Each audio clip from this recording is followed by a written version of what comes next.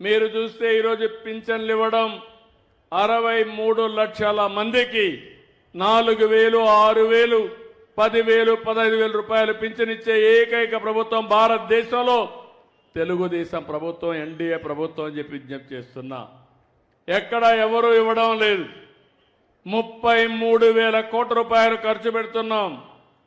2,800 కోట్ల రూపాయలు నెలకు మొదటి తారీఖున పేదల సేవలో మీ ఇంటికొచ్చి మీకు హ్యాండ్ ఓవర్ చేసే పరిస్థితికి వచ్చాం.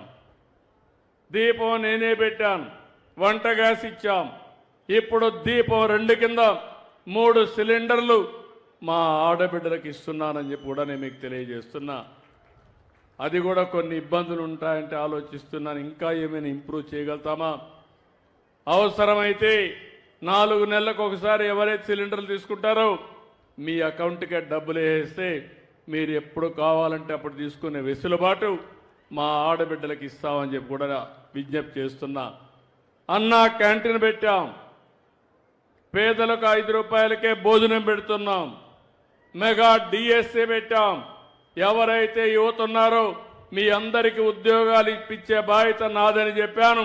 దాని ప్రకారం మెగా డిఎస్ఏ ప్రకారం 16,500 ఉద్యోగాలు రాబోయే 15 తారీఖు లోపలనే పూర్తి చేసి స్కూల్స్ ఓపెన్ చేసే లోపల మీకు ఉద్యోగాలు ఇప్పించే బాధ్యత ఈ ప్రభుత్వం తీసుకుంటామని చెప్పి కూడా నేను మీకు తెలియజేస్తున్నాను.